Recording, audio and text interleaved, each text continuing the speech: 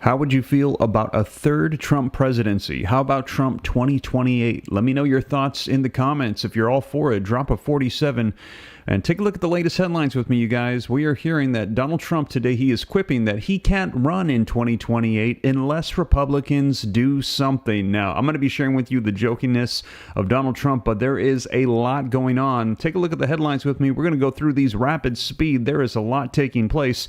Biden congratulates Trump, tells him welcome back to the White House in a historic meeting. I'm going to share with you the video footage. You are not going to want to miss it. Also, Trump picks Representative Matt Gaetz to serve as Attorney General. Trump nominates Marco Rubio to serve as Secretary of the State. Trump's team drawing up a list of Pentagon officers to fire, sources say.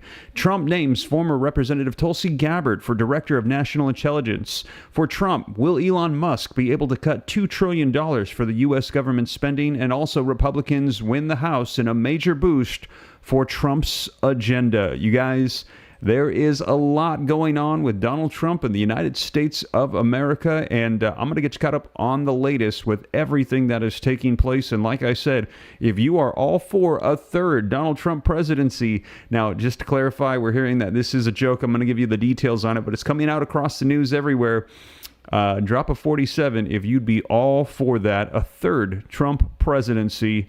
In the comments, drop those 47s. Now, in addition to that, like I said, I'm going to get you caught up on the latest. All these articles are going to be linked in the description below, and I'm going to go through all the news. There is a lot, but I'm going to let you know all of these as things are happening and fast, you guys. Now, before we dive in, do me a favor. I see we've got 1,500 people almost live with me right now. Only 184 likes. Get those like buttons up. Smash it up to 700 if you can. Help spread this out further so more people can get the latest information. And look at those 47s rolling in. Hey, maybe Trump should do a third run. Let me know your thoughts. I'm going to cover the details for you because this is being discussed right now today, November the 13th, 2024. And also, you can see that Trump, I saw somebody say Trump is trolling. He is making quick work right now, assigning people left and right. I did an interview earlier today. Check it out right after this if you missed it with Joseph Z. And he was telling me, man, Trump is assigning people left and right. He is getting to work and fast. And if you appreciate that, again, do me a favor, drop a 47 for your support for the new president of the United States, and also drop a like, help spread this out so that way more people across the YouTube platform can see exactly what is going on. And like I said, I always cite the sources, put it on the screen, read right from it so that way you can see it for yourself and know that it is the latest. So let's go ahead and dive right in. And also, if this is your first time here, don't forget to hit the subscribe button. Make sure you're staying subscribed to the channel. Several people letting me know they've been unsubscribed for some reason. We think it has something to do with YouTube channel settings. So stay subscribed to the channel. Hit the like button. All these articles are linked in the description below. We've got a lot to cover today as Trump is making news left and right. And I'm going to get you caught up on the latest. So let's go ahead and take a look at these headlines, get you caught up on this. Now, this first one coming out today says Donald Trump quips that he can't run in 2028 unless the Republicans, unless they do something. Donald Trump has long joked about serving more than 2 terms as president, and on Wednesday today, he got laughs from Republicans in Congress when he said he probably wasn't running in 2028 unless they do something about it. He jokes all the time, said Representative Eli Crane, who was in the room at the time.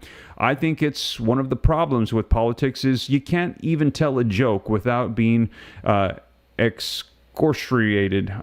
Man, I've never seen that one before. I got to look that word up. Trump has made similar comments at rallies and in press gatherings going back at least to 2019, according to a video reel by the Washington Post at a 2020 rally in Wisconsin.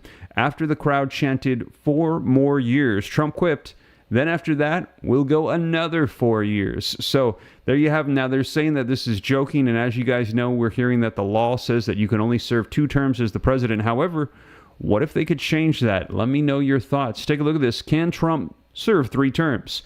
The 22nd Amendment of the Constitution bars anyone from being elected president more than twice.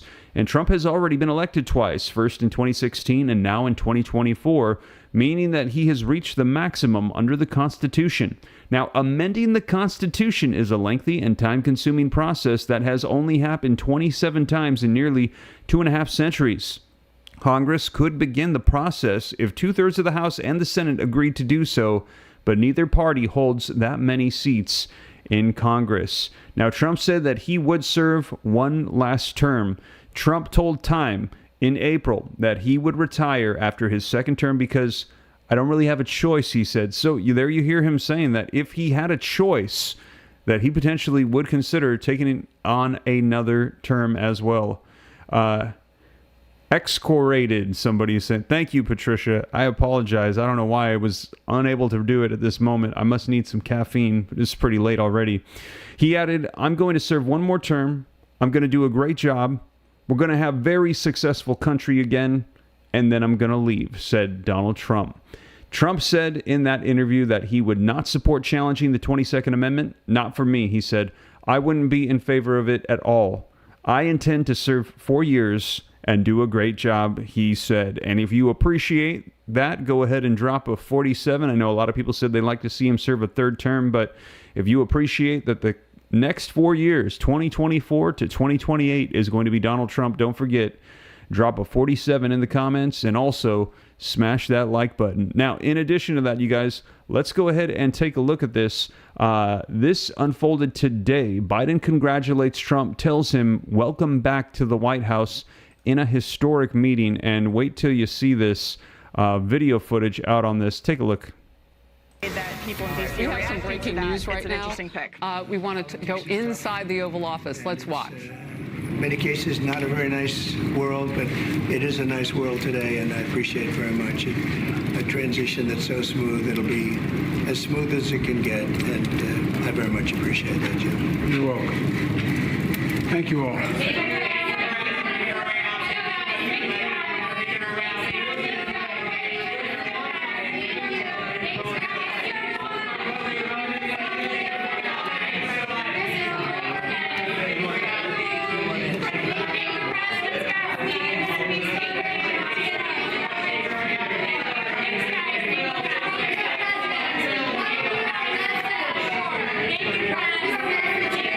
So obviously this was in progress. And in my studio, we have a lot of networks on at the same time. So I can see out of the corner of my eye, this caught everybody off guard. No warning that this was going to be a live opportunity right then inside the Oval Office. Wow. So there you have it, you guys. That was pretty intense. You could see the media was all over that. Now, take a look at this. And again, this one came out today as Biden welcomed Trump back to the White House. President-elect Donald Trump and President Joe Biden acted like old friends rather than bitter rivals in the Oval Office on Wednesday today, shaking hands and exchanging warm words during Trump's first trip to Washington since the re-election win. And at the start of the meeting, that lasted nearly 2 hours, the pair discussed plans for a peaceful transition of power when Trump takes the oath of office for the second time on January 20th. Biden, 81, wore a broad smile as he told Trump welcome back after congratulating the Republican on his election win and saying that he was looking forward to having a smooth transition and promising Trump would be accommodated with everything that he needs. Politics is tough, and in many cases, it's not a nice world, but it is a nice world today, responded Donald Trump, who is 78 years old. Let's see here. It'll be as smooth as it can get, and I am very much appreciated. Joe, the former president, added. The outgoing president said, "You're welcome." Trump spoke warmly about the meeting with his former rival, telling the Post in a phone interview as he was leaving Washington that we got to know each other again in those 2 hours. You know, it's been a long time. It's been a long slog, Trump said. It's been a lot of work on both sides, and he did a very good job with respect to the campaigning and everything else. We really had a good meeting. Trump and Biden were joined by their respective chiefs of staff, Susie Wiles and Jeff Zients, and they discussed topics including the wars in Ukraine and the Middle East. I asked for his views, and he gave them to me, Trump told the Post about the Ukraine discussion. Also, we talked very much about the Middle East. Likewise, I wanted to know his views on where we are and what he thinks, and he gave them to me. He was very gracious. The White House also described the meeting as very gracious, with Press Secretary Karine Jean-Pierre saying that it was cordial and substantive. They discussed important national security and domestic policy issues facing the nation and the world. President Biden also raised important items on Congress's to-do list for the lame duck session, including funding the government and providing the disaster supplemental funding the president requested, Karine Jean-Pierre said. She did not reveal whether Biden apologized for his previous inflammatory remarks about Trump or if the two spoke about Vice President Kamala Harris. I look forward to leading a smooth transition and a peaceful transfer of power, Biden wrote on X. As I told the president-elect, my team is committed to doing everything that we can to ensure the incoming administration has what they need. The 45th president told the Post that he enjoyed seeing the beautiful Oval Office again after being away for 4 years, and that he's looking forward to coming back to the White House. Trump also revealed that he's expecting to see Biden again before the inauguration and said the process of filing out his administration was going very smoothly. Now, they're happy with everything. We have some people that are getting really great accolades. So I think it's going to be a great team, hopefully for the country, if I'm right, he said of his nominees. First Lady Jill Biden joined the president to greet Trump and passed along a handwritten letter for Melania Trump, who refused to attend a traditional meeting with Jill Biden in a fit of pique over the August 22nd raid on Mar-a-Lago. The letter included congratulations and expressed the Biden's readiness to prepare the White House for a smooth transition, something the administration has been stressing since Harris lost to Trump in November 5th. Trump entered the left the White House through the South Portico, bypassing hundreds of journalists who had gathered outside of the West Wing in a hope of hearing from the once and future commander-in-chief. Supporters of the 45th president also gathered by the gates outside of the White House, hoping to catch a glimpse of his motorcade as he drove up Pennsylvania Avenue. Prior to arriving at the White House, Trump addressed jubilant House Republicans who have claimed a majority for the next 2 years as well. It's nice to win, Trump told the assembled lawmakers before joking that, I suspect I won't be running again unless you say, he's so good, we gotta figure something else out. There he goes again. Let me know your thoughts. A third term, President Donald Trump. And again, if you're all for it, drop a 47. But we're hearing that these are just in joke and jest. But a lot of people saying they would love to see that if he were to do a third term. But he said he's not going to do it. Now, what we have been seeing unfold here, the breaking news coming out today all over the news. And again, do me a favor. I see we've got 1,700 people almost with me live. 2 more likes gets us to 800.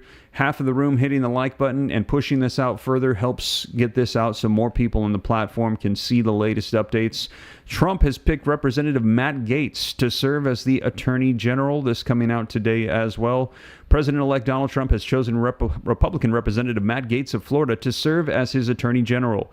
Few issues in America are more important than any of the partisan weaponization of our justice system, Trump wrote Wednesday in a post on his Truth Social platform. Matt will end the weaponized government, protect our borders, dismantle criminal organizations, and restore Americans' badly shattered faith and confidence in the Justice Department. Gaetz, a Trump loyalist and conservative representative from Florida, had spent several days at Mar-a-Lago over the past week. 2 sources familiar with his plans told CNN, and he flew to Washington with Trump on his private plane on Wednesday. He said in an X post on the heels of the announcement that it would be an honor to serve in the role.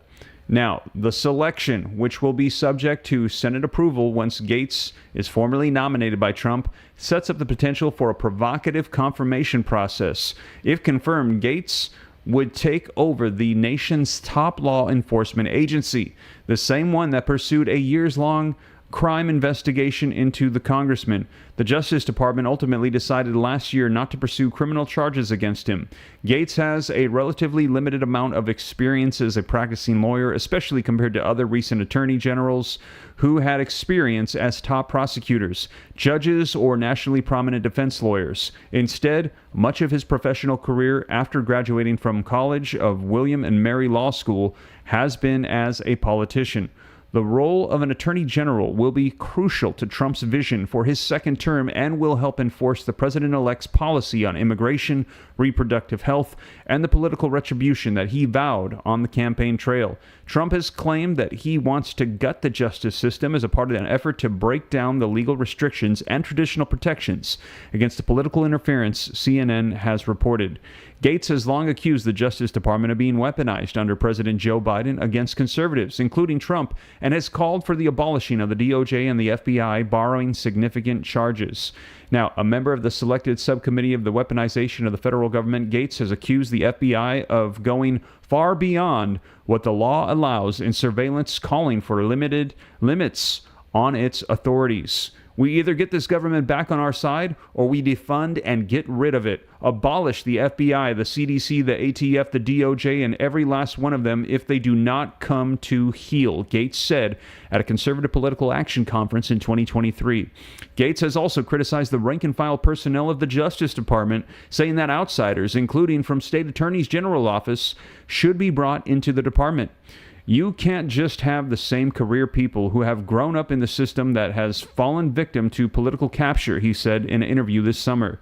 As an outspoken critic of the department, Gaetz has lambasted prosecutions of Trump and January 6 rioters. He cheered the dismissal of a criminal case of the DOJ brought against Trump last year that alleged that he mishandled classified documents and obstructed justice. And on the first anniversary of the U.S. attack on the Capitol, he said it wasn't an insurrection. Let me know your thoughts in the comments down below, but take a look at this. Gaetz has resigned his seat in the House. House Speaker Mike Johnson announced Wednesday evening that Gaetz had already resigned from Congress as he prepares for the Attorney General confirmation process. He did so, Johnson said, in hopes that Republicans could fill his seat in time for the new Congress that starts on January 3rd, where Republicans are expected to have a very narrow majority. CNN has reached out to Gaetz about his resignation. House Ethics Chair Michael Guest has said ahead of Gaetz's resignation that the ongoing ethics investigation into the congressman's related misconduct would end if he resigned his seat, as the panel only has jurisdiction over a member when they are serving in Congress. Wow. So there you have it, you guys. Matt Gaetz already resigning, ready to move into that position to serve as Attorney General. These are one of the assignments that have come out by Donald Trump. In addition to that, Marco Rubio is going to be serving as Secretary of the State. Take a look at this. Donald Trump assigning positions left and right. President-elect Donald Trump has nominated Senator Marco Rubio of Florida to serve as his Secretary of the State. It is my great honor to announce that Senator Marco Rubio of Florida is hereby nominated to be the United States Secretary of the State. Marco is a highly respected leader and a very powerful voice of freedom, Trump said in a statement. He will be a strong advocate for our nation, a true friend to our allies, and a fearless warrior who will never back down to our adversaries. In a statement, Rubio, 53, said that he was honored by the trust that Trump has placed in him. As Secretary of the State, I will work every day to carry out his foreign policy agenda, Rubio wrote on X. Under the leadership of President Trump, we will deliver peace through strength and always put the interests of Americans and America above all else. I look forward to earning the support of my colleagues in the United States Senate so the president has his national security and foreign policy team in place when he takes office on January 20th. The son of a Cuban exile, the three-term senator is known on Capitol Hill as a foreign policy hawk who favors maintaining U.S. alliances overseas, including NATO. For example, he voted against $95 billion in the U.S. aid to Ukraine and has urged the Eastern European nations to negotiate an end to its war with Russia. However, Rubio, who sits on both the Senate Intelligence Committee and the Foreign Relations Committee, has taken similar positions to Trump on international conflict, including Israel's war with Hamas. He has also publicly supported Israel's right to defend itself. In an announcement, Trump described Rubio as a strong advocate for our nation, a true friend to our allies, and a fearless warrior who will never back down to our adversaries. I look forward to working with Marco to make America and the world safe and great again, he said. Speaking to reporters on Wednesday, Rubio called the role a tremendous responsibility, and the job of the Secretary of State is to execute on foreign policy set by the elected President of the United States, and I hope to have the opportunity to do it if my current colleagues here in the U.S. Senate confirm me, he said. He was Trump's rival during the 2016 campaign, where both men sparred during televised debates. Trump sometimes belittled him, sometimes calling him Little Marco. Let me know your thoughts, but it looks like he is now on the team. Rubio was previously being considered as a possible running mate by the former president until Republican Ohio Senator J.D. Vance was selected. So there you have it. He has added Marco Rubio. Now, in addition to that, take a look at this. We're hearing that Trump's team is drawing up a list of Pentagon officers to fire, sources say. Members of the President-elect Donald Trump's transition team are drawing up a list of military officers to be fired, potentially to include the Joint Chiefs of Staff, two sources said, in what would be an unprecedented shakeup in the Pentagon.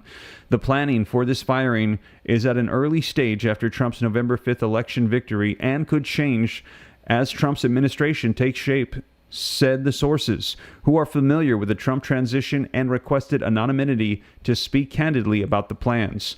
One of the sources questioned the feasibility of a mass firing at the Pentagon. It was also unclear if Trump himself would endorse the plan, although in the past he has railed extensively against defense leaders who have criticized him. Trump has also spoken during the campaign of firing woke generals and those responsible for the troubled 2021 pullout from Afghanistan. The Trump campaign did not immediately respond to a request for comments. The second source said the incoming administration would likely focus on U.S. military officers seen as connected to Mark Milley, Trump's former chairman of the Joint Chiefs of Staff. Milley was quoted in a book, War, by Bob Woodward, which was published last month, calling Trump fascist to the core. The Trump's allies have targeted him for perceived disloyalty to the former president. Every single person that was elevated and appointed by Milley will be gone, the second source said. There's a very detailed list of everybody that was affiliated with Milley, and they will all be gone. The Joint Chiefs of Staff include the highest-ranking officers in the U.S. military and comprise the heads of the Army, the Navy, the Marines, the Air Force, the National Guard, and Space Force. The disclosure of plans to fire senior leaders of the U.S. Armed Forces comes a day after Trump picked at his Defense Secretary Pete Hegseth, a Fox News commentator and veteran who has signaled a willingness to clean house at the Pentagon.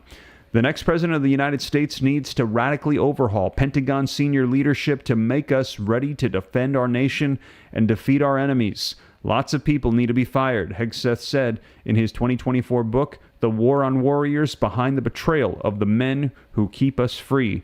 It is unclear if Hegseth's lack of management experience could complicate his Senate confirmation and if a more traditional alternative for the position would carry out such sweeping dismissals. There you have it, you guys. Let me know your thoughts in the comments down below, but we're hearing a lot unfolding. And also, take a look at this. Tulsi Gabbard. Trump names former Representative Tulsi Gabbard for Director of National Intelligence. This also coming out today. These are coming out left and right. President-elect Donald Trump has nominated Tulsi Gabbard, who has criticized American engagements abroad, to serve as Director of National Intelligence. The former Democratic Congresswoman from Hawaii has shifted her political allegiance in recent years, going from a candidate from the Democratic presidential nomination in 2020 to a stalwart Trump supporter and conservative media personality. If confirmed for the role, Gabbard would oversee all 18 of the nation's intelligence agencies. In a statement on Wednesday today, Trump highlighted Gabbard's background as a former Democrat, saying she has broad support from both political parties.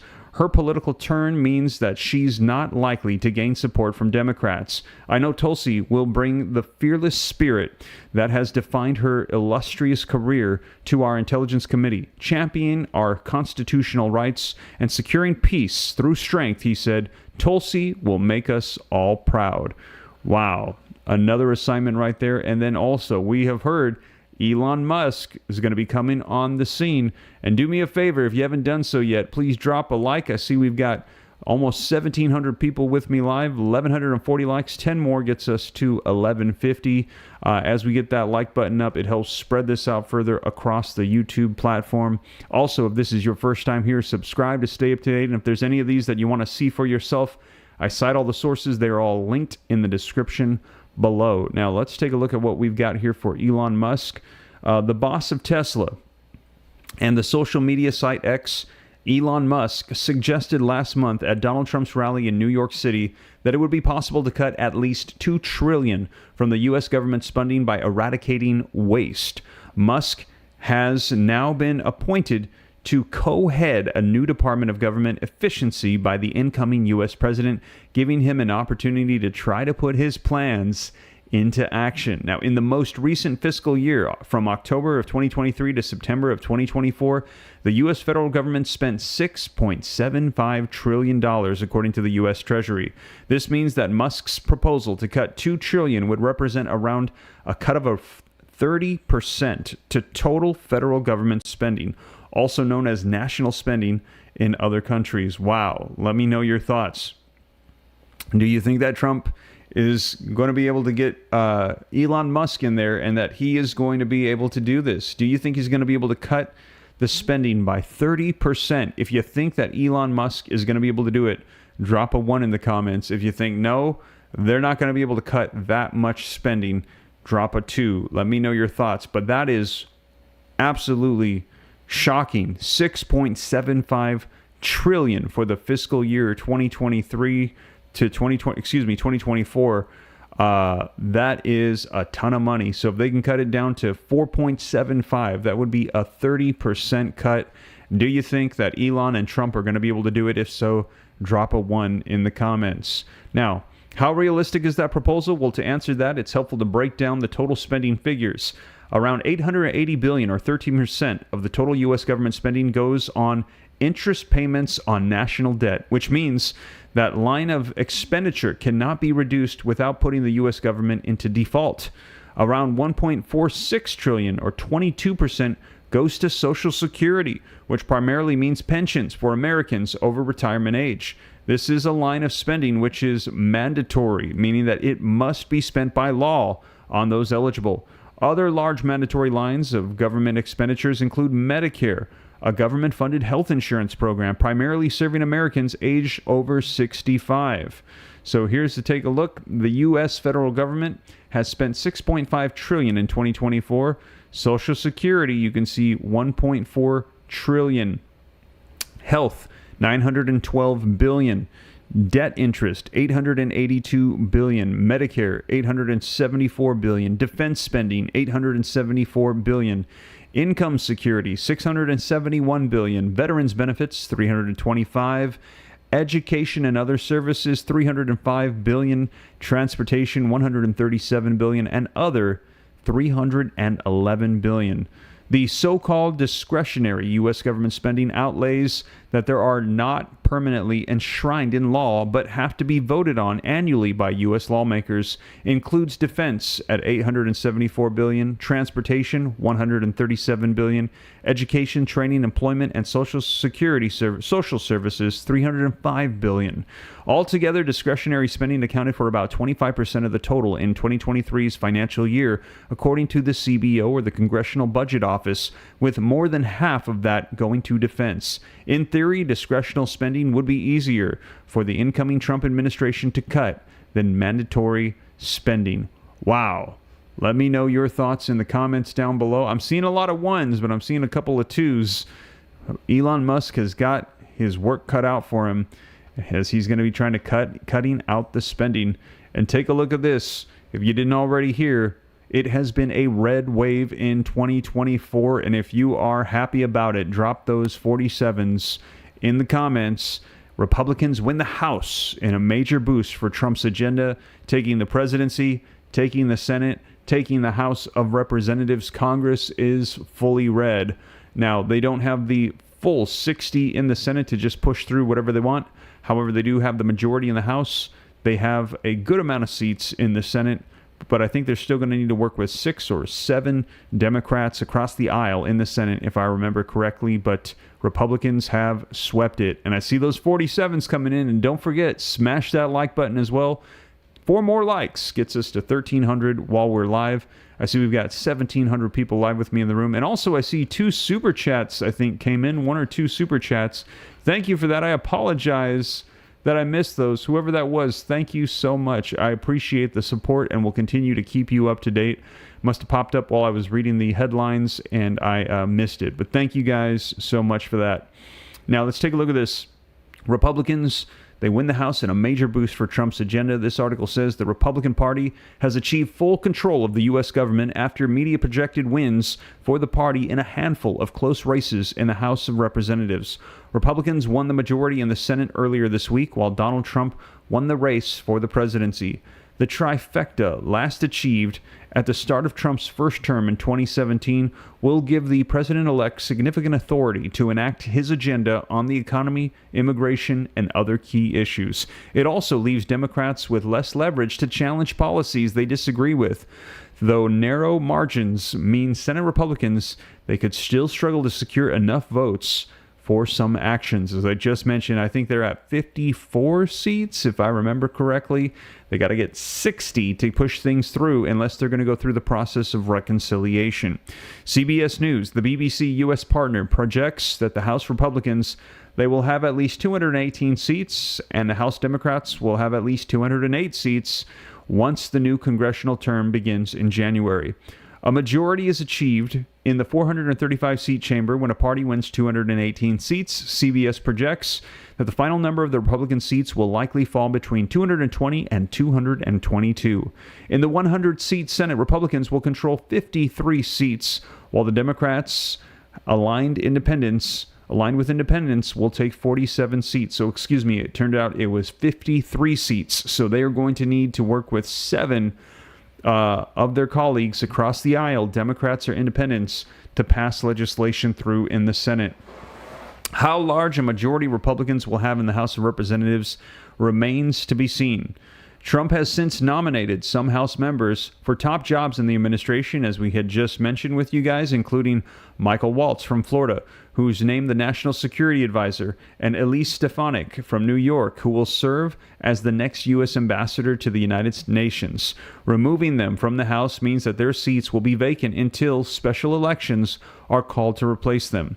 Still, the majorities in both chambers of Congress means that Trump will have widespread support and a smoother path to enact his agenda.